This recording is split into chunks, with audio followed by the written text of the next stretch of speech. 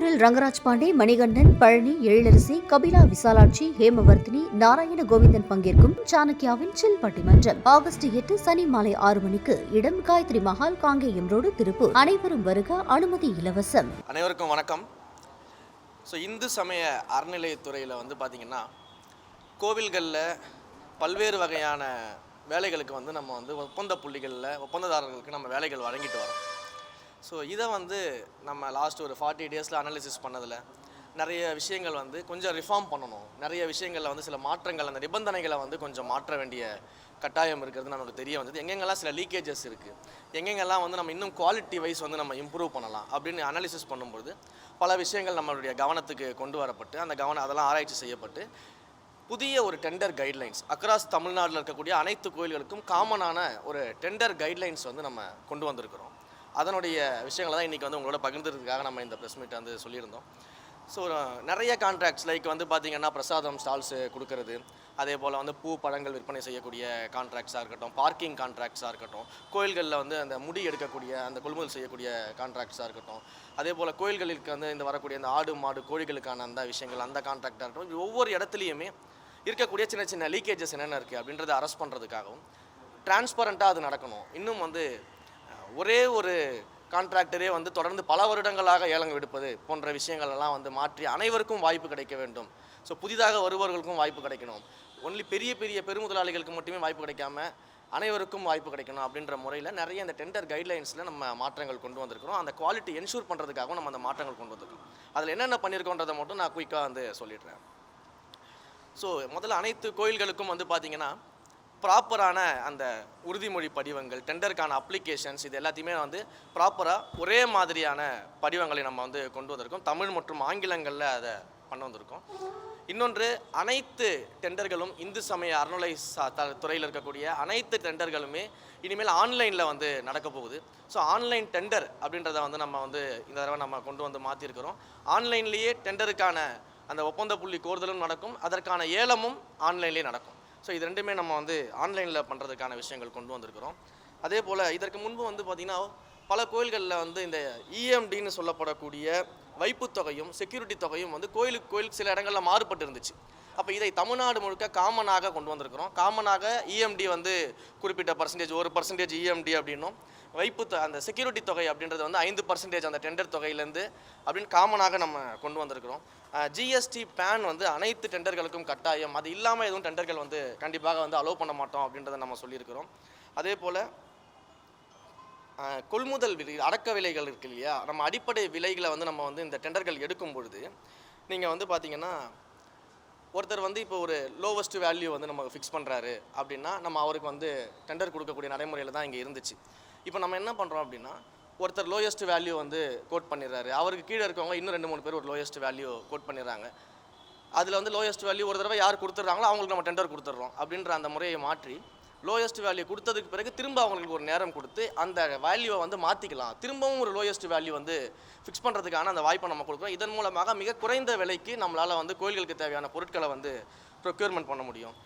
அதே போல் ஒருத்தருக்கே டெண்டர்களுடைய கான்ட்ராக்டை கொடுக்காம 2-3 பேருக்கு பிரித்து கொடுப்பதற்கான வழிமுறைகளையும் நம்ம கொண்டு வந்திருக்கிறோம்.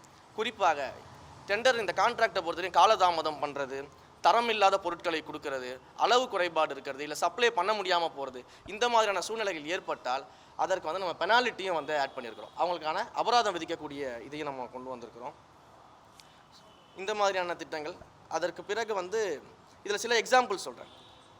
இப்போ முடி எடுக்கக்கூடிய அந்த டெண்டர் எடுக்கிறாங்க அப்படின்னா, அந்த டெண்டர் எடுக்கக்கூடியவர்கள் எவ்வளவு முடி ஒரு நாளைக்கு எடுக்கிறாங்க, எத்தனை கிலோ அவங்க எடுக்கிறாங்க, எவ்வளோ வெயிட்டேஜ் எடுக்கிறாங்க, என்ன குவாலிட்டியில் எடுக்கிறாங்க அப்படின்ற மானிட்டரிங் சிஸ்டம் இதுக்கு முன்னாடி கிடையாது. இப்போ நம்மளுடைய கைட்லைன்ஸில் தினசரி எவ்வளோ முடி எடுக்கிறாங்க, என்ன வெயிட்டில் எடுக்கிறாங்க, என்ன குவாலிட்டியில் இருக்காங்கன்னா அந்த மானிட்டரிங் சிஸ்டம்குள்ளே நம்ம அவங்கள கொண்டு வரோம். இது எல்லாத்தையுமே இனிமேல் நம்முடைய துறை மானிட்டர் பண்ண போகுது. அதே போல் கான்ட்ராக்ட் கொடுக்கக்கூடிய அனைத்து கடைகளுக்கும் இனிமேல் மேனுவல் பில்லிங் அப்படின்றது இருக்காது. பில்லு கொடுக்காமலும் இனிமேல் பொருட்கள் சேல்ஸ் பண்ண முடியாது. கம்ப்ளீட்டாக நம்ம பிஓஎஸ் மிஷின்ஸ் மூலயமாக மக்களுக்கு டிஜிட்டலைஸ்டு பில்லை பிரிண்ட் பண்ணி கொடுக்கணும். ஸோ இதன் மூலமாக பொருட்கள் சரியான விலைக்கு தான் விற்கப்படுகிறதா அப்படின்றத நம்ம மானிட்டர் பண்ண முடியும். இன்னொன்று, இது போன்ற கான்ட்ராக்ட் ஸ்டால்ஸ் மூலிமா எவ்வளவு வருமானத்தை வந்து அவங்க ஈட்டுறாங்க அப்படின்றத வந்து நம்ம ஒரு மானிட்டரிங் பண்ண முடியும். அப்போ தான் ஃபியூச்சரிஸ்டிக்கான சில திட்டங்களை வந்து நம்ம யோசிக்க முடியும். ஸோ ஏற்கனவே நம்ம பிரசாத ஸ்டால்ஸ் எல்லாம் எப்படி நம்ம வந்து தேவஸ்தானமே நடத்தணும்னு சொல்லிட்டு அந்த குவாலிட்டிக்காகவும் வருவாய்க்காகவும் நம்ம ஒரு முடிவு எடுத்திருக்கோமோ, அப்போ இது போல் இந்த கான்ட்ராக்டுகளை பார்க்கும்போது தான் இந்த மானிட்டரிங் சிஸ்டம் கொண்டு வந்தால் தான் அது போன்ற ஃபியூச்சரிஸ்ட் திட்டங்களை வந்து நம்ம கோயில்களுக்கு கொண்டு வர முடியும். அதே போல் விலைப்பட்டியல்லாம் வந்து ப்ராப்பராக வந்து ஏற்கனவே பண்ணணும்னு நம்ம சொல்லியிருக்கிறோம். இதன் மூலமாக ப்ராப்பரான விலைக்கு தான் விற்கிறாங்களா அப்படின்றத வந்து நம்மளால் என்ஷூர் பண்ண முடியும். பார்க்கிங்கை பொறுத்த வரைக்கும் பார்த்திங்கன்னா நிறைய இடங்களில் இருக்கக்கூடிய பிரச்சனை வந்து பார்க்கிங்கில் வந்து டிஃப்ரெண்ட்டாக ரேட்டு போடுறாங்க. ஒரு கோயிலில் வந்து 100 ரூபா வாங்குறாங்க, ஒரு கோயிலில் 200 ரூபா வாங்குறாங்க பார்க்கிங்க்கு. இந்த மாதிரியான கம்ப்ளைண்ட்ஸ் தான் நிறைய இருக்குது. இதையும் நம்ம வந்து இந்த டிஜிட்டலைஸ்டு பில்லிங் கொடுக்க சொல்லி பிளான் பண்ணிகிட்டு இருக்கிறோம். அந்த டெண்டர் கைட்லைன்ஸ் நம்ம கொண்டு வந்திருக்கிறோம். டிஜிட்டலைஸ்டு பில்லிங் மட்டும் இல்லாமல் எப்படி வந்து ஒரு ப்ரைவேட் பார்க்கிங், இப்போ ஒரு மாலில் நம்ம ஒரு பார்க்கிங் பண்ணுறோம் அப்படின்னா எப்படி வண்டியுடைய வாகன எண்கள் எல்லாமே டிஜிட்டலைஸ்டாக கேப்சர் பண்ணி எத்தனை வாகனங்கள் வந்திருக்குது, எத்தனை வாகனங்கள் வெளியே போயிருக்குது, எவ்வளோ நேரம் பார்க்கிங்கில் இருந்திருக்குது, நம்ம எவ்வளோ வந்து பணம் கட்டியிருக்கோம் அப்படின்றது எல்லாமே எடுக்கக்கூடிய கான்ட்ராக்டர்கள் செய்ய வேண்டும் அப்படின்றத நம்ம வந்து இந்த கைட்லைன்ஸில் வந்து நம்ம சொல்லியிருக்கிறோம். அதே போல் கோயில்களுக்கு வழங்கக்கூடிய இந்த ஆடு மாடு கோழிகள் எல்லாமே எடுக்கக்கூடிய அந்த கான்ட்ராக்டை பொறுத்த வரைக்கும் அதனுடைய எண்ணிக்கை என்ன, அதோடைய விஷயங்கள் எல்லாத்தையும் வந்து நம்ம மானிட்டர் பண்ணுறோம். ஏன்னா இது வரைக்கும் வந்து எத்தனை ஆடு கோழி வந்துச்சு, எத்தனை மாடு வந்துச்சுன்னு சொல்லிட்டு பல்வேறு இடங்களில் மானிட்டரிங்கே கிடையாது. ஸோ பல இடங்களில் இதில் சின்ன சின்ன முறைகேடுகள் நடக்கிறதாகவும் நம்ம கேள்விப்பட்டதுனால என்ன பண்ணுறோம் அப்படின்னா இதை வந்து மானிட்டர் பண்ணுறோம். எத்தனை கோழிகள் வருது, எத்தனை ஆடுகள் வருது, அந்த குவான்டிட்டி குவாலிட்டி எல்லாத்தையுமே நம்ம வந்து மெஷர் பண்ணுறோம். மேன் பவர் கான்ட்ராக்டை பொறுத்த வரைக்கும் தூய்மை பணியாளர்கள் வந்து கோயில்களில் இருக்கிறாங்க, செக்யூரிட்டிஸ் இருக்கிறாங்க. இந்த மாதிரியான மேன் பவர் கான்ட்ராக்ட் எடுக்கக்கூடியவர்கள் வந்து நம்ம நிறைய கோயில்களில் போகும்போது சரியான சம்பளம் கிடையாது, எங்களுக்கு தேவையான வந்து உடைகள் தர மாட்டேங்கிறாங்க, க்ளவுஸ் கொடுக்க மாட்டாங்க, க்ளீன் பண்ணுறதுக்கான எக்யூப்மெண்ட்ஸ் கொடுக்க மாட்டாங்க அப்படின்ற நிறைய பிரச்சனைகள் வந்து பார்த்திங்கன்னா அங்கே கூடிய பணியாளர்கள் சொன்னாங்க. அப்போ இதில் வந்து நம்ம ஒரு கைட்லைன்ஸ் கரெக்ஷன் பண்ணியிருக்கிறோம். மேன் பவர் கான்ட்ராக்டை எடுக்கக்கூடிய கான்ட்ராக்டர்கள் என்ன செய்யணும் அப்படின்னா முழுக்க இந்த அடிப்படை தேவைகள் எல்லாத்தையும் நிச்சயமாக அவர்களுக்கு செய்து கொடுக்க வேண்டும் அப்படின்றத நம்ம ஒரு கைட்லைனாகவே நம்ம கொண்டு வந்திருக்கிறோம். அதோடு மட்டும் இல்லாமல் இது வரைக்கும் கான்ட்ராக்டில் வேலை செஞ்சவங்களுக்கு பே ஸ்லிப், சேலரி ஸ்லிப் அப்படின்றது வந்து வழங்கப்படலை. இதனால் வந்து பல இடங்களில் வந்து பார்த்திங்கன்னா என்ன சேலரி வந்து அந்த மக்களுக்கு போகுது, உண்மையிலேயே நம்ம ப்ரொவைட் பண்ணுற சேலரி போகுதா இல்லையா அப்படின்னு தெரியாத ஒரு சூழல் இருந்துச்சு. இதற்கு பிறகு வரக்கூடிய நம்மளுடைய இந்த கான்ட்ராக்ட் கைட்லைன்ஸில் கரெக்ஷனுக்கு பிறகு வரக்கூடியவர்கள் நிச்சயமாக கான்ட்ராக்டில் பணிபுரியக்கூடிய ஊழியர்களுக்கு என்ன சம்பளம் கொடுக்குறாங்க, என்ன ரிடக்ஷன்ஸ் பண்ணியிருக்கிறாங்க அப்படிங்கிறத பே ஸ்லிப்பாக கொடுக்கணும் அப்படின்றத நம்ம ஒரு கரெக்ஷனாக கொண்டு வந்திருக்கிறோம். ஸோ இதுபோல் நிர்வாக சீர்திருத்தங்களுக்காக நம்ம பல்வேறு விஷயங்கள் கொண்டு வந்திருக்கிறோம். அதே மாதிரி ப்ரீ பிட் மீட்டிங்னு ஒன்று நடக்கும். ஏலத்திற்கு முன்னாடியும் இந்த பிட்டிங்க்கு முன்னாடியும் ப்ரீ பிட் மீட்டிங்னு ஒன்று நடக்கும். அந்த ப்ரீ பிட் மீட்டிங்கில் வந்து என்ன பண்ணுவாங்க அப்படின்னா அதுக்கே வந்து சில எலிஜிபிலிட்டி க்ரைட்டீரியாலாம் வச்சுருந்தாங்க. ப்ரீ பிட் மீட்டிங்கே வந்து சில எலிஜிபிலிட்டி இருக்கணும், இஎம்டி கட்டணும் அப்படின்ற மாதிரிலாம் வச்சுருந்தாங்க. இதனால் என்னென்னா ஆக்டிவாக நிறைய பேர் வந்து காம்படிஷனுக்கு வராமல் இருந்தாங்க. ஏன்னா முன்னாடியே அவங்களுக்கு எலிஜிபிலிட்டி ஃபிக்ஸ் பண்ணி ப்ரீ பிட்டிங் மீட்டிங்கே வரலன்னா அவங்க எப்படி ஏலத்தில் கலந்துப்பாங்க, எப்படி டெண்டரில் கலந்துப்பாங்க. அப்போ நம்ம என்ன பண்ணுறோம்னா ப்ரீ பிட்டிங் மீட்டிங்க்கு இருந்த இது போன்ற ரெஸ்ட்ரிக்ஷன்ஸ் எல்லாத்தையும் ரிலாக்ஸேஷன் பண்ணிவிட்டு, ஏன்னா ப்ரீ பிட் மீட்டிங்கிறது அந்த ஏலம் என்னன்றதை வந்து எக்ஸ்பிளைன் பண்ணக்கூடிய ஒரு டிஸ்கஷன் ஃபோரம் மாதிரி தான் அது. அப்போ அதுக்கே நமக்கு ரெஸ்ட்ரிக்ஷன் தேவை கிடையாது, அங்கேயே அவங்களை வந்து நம்ம ரெஸ்ட்ரிக்ட் பண்ணக்கூடாது அப்படிங்கிறதுக்காக நம்ம அந்த ப்ரீ பிட் மீட்டிங் இருக்கக்கூடிய அந்த ரெஸ்ட்ரிக்ஷன்ஸ் எல்லாத்தையும் வந்து எடுத்துகிட்டு அவங்க வந்து கண்டிப்பாக ப்ரீ பிட் மீட்டிங்கில் யார் வேணாலும் கலந்துக்கிட்டு அவங்களால இந்த டெண்டரை எடுத்து பண்ண முடியும்னு நினச்சாங்கன்னா யார் வேணாலும் அப்ளை பண்ணலாம். ஸோ ஹெல்த்தி காம்படிஷன், இன்னும் நிறைய பேர் வந்து காம்படிஷனுக்கு உள்ளே வரலாம். பெருமுதலாளிகள் மட்டும் இல்லாமல் சிறு சிறு நபர்கள் கூட இந்த காம்படிஷனுக்கு உள்ளே வரலாம். குவாலிட்டியான சர்வீஸ் கொடுத்தாங்கன்னா நிச்சயமாக அவர்களுக்கான வாய்ப்புகள் வழங்கப்படும். அந்த டிரான்ஸ்பரண்ட்டுக்காக நம்ம இந்த கரெக்ஷன்ஸ்கள் எல்லாமே நம்ம பண்ணியிருக்கிறோம். ஸோ இது போன்ற பல்வேறு வகையிலான டெண்டர் கைட்லைன்ஸை வந்து நம்ம மாற்றி அமைச்சு இனிமேல் வரக்கூடிய டெண்டர்கள் இதன் அடிப்படையில் தான் நடக்கும் அப்படிங்கிறத வந்து நேற்று நம்ம அறிவிச்சிருக்கிறோம். ஆணையர் அவர்கள் மூலமாக அனைத்து கோயில்களுக்கும் இந்த ஜிஓ வந்து வழங்கப்பட்டிருக்கிறது. டெண்டரை பொறுத்த வரைக்கும் மொத்தமாக நிறைய இடத்துல பல கோயில்களில் பலர் வந்து டெண்டர் எடுத்து பணியில் செஞ்சுட்டு இருப்பாங்க. ஒட்டுமொத்தமாக டெண்டர்கள் கேன்சல் பண்ணிட்டு புதுசாக வந்து கொடுக்கப்படுமா, இல்லை அவர்களுடைய ஒவ்வொரு கோவிலும் வந்து வேறு வேறு காலகட்டத்தில் எடுத்திருப்பாங்க, அந்த டெண்டர்கள் காலம் முடிவடைய தருவாயில் அது டெண்டர் கேன்சல் பண்ணி ஏற்கனவே இருக்கக்கூடிய டெண்டர்களை வந்து கேன்சல் பண்ணுறது அப்படிங்கிறது வந்து எந்த வகையிலும் சரியாக இருக்காது. ஏன்னா ஏற்கனவே வந்து அவங்க டெண்டர்கள் எடுத்து நடத்திக்கிட்டு இருக்கிறாங்க. ஒவ்வொரு டெண்டராக முடிய இந்த கைட்லைன்ஸ்குள்ளே அவங்கள நம்ம கொண்டு வந்துடுவோம். ஏற்கனவே முடிந்த டெண்டர்களை வந்து நம்ம ஆல்ரெடி ஹோல்டு பண்ணி வச்சிருந்தோம். கடந்த ஒரு மாத காலமாக வந்து நம்ம எந்த டெண்டர்களும் கொடுக்கக்கூடாதுன்னு சொல்லி ஹோல்டு பண்ணி வச்சிருந்தோம். அதுக்கு ரீசன் இந்த டெண்டர் கைட்லைன் கரெக்ஷனுக்காக தான். ஸோ அந்த டெண்டர் கைட்லைன்ஸ் கரெக்ஷனை முடிச்சுட்டு இப்போ எல்லாமே நம்ம ரெஸ்யூம் பண்ணியிருக்கிறோம். இனிமேல் இதன் அடிப்படையில் டெண்டர் நடக்கும், ஆன்லைனில் நடக்கும், ஏலமும் ஆன்லைனில் நடக்கும், டிரான்ஸ்பரண்ட்டாக இருக்கும். அந்த லோயஸ்ட் புள்ளி சொல்லுங்கள், ஒருத்தர் வந்து 4-5 பேர் கோர்றாங்க அப்படின்னா லோயஸ்ட் புள்ளி ஒருத்தர் கோட் பண்ணியிருப்பாரு. அவரோட கால இடைவெளி இருக்குமா, அவருக்கும் இல்லை அடுத்த டைம் நீங்கள் இன்னொரு சான்ஸ் கொடுக்குறதா சொல்லியிருக்கீங்க. ஒருத்தர் லோயஸ்ட் புள்ளி பிட் பண்ணியிருக்கிறது காரணமே வந்து எனக்கு டெண்டர் கிடைக்கணும் அப்படின்றதா. நீங்கள் அதை வந்து அந்த பாயிண்ட்டை வந்து வெளியில் சொல்லிட்டு இந்த இவ்வளோ கோட் பண்ணியிருக்காரு, இதுக்கு கீழே கீழே யாராச்சும் கோட் பண்ணீங்கன்னா உங்களுக்கு வாய்ப்பு நிச்சயமா அப்படிதான். கால இடைவெளி இருக்கு. இல்லை நிச்சயமாக அதை வெளிப்படையாகவே இருக்கும். யார் லோயஸ்ட் வேல்யூ ஃபிக்ஸ் பண்ணியிருக்கிறாங்க, அதற்கு கீழே யாரெல்லாம் ஃபிக்ஸ் பண்ணுறீங்களோ பண்ணலான்றதுக்கான காலங்கள் கொடுக்கப்படும். அதே போல் ஏற்கனவே ஒருத்தர் லோயஸ்ட் ஃபிக்ஸ் பண்ணியிருக்காரு, அவரும் வந்து வாய்ப்பு கொடுக்கப்பட்டு இன்னும் லோவாக அவர் ஃபிக்ஸ் பண்ணுறதுக்கான அடுத்த வாய்ப்பும் அதே டெண்டரில் நம்ம கொடுக்குறோம். ஸோ இப்போ வந்து ஃபார் எக்ஸாம்பிளுக்கு ஒரு L1 வந்து 1 கோடி ரூபாய்க்கு ஒரு டெண்டர் வந்து கோட் பண்ணியிருக்காரு.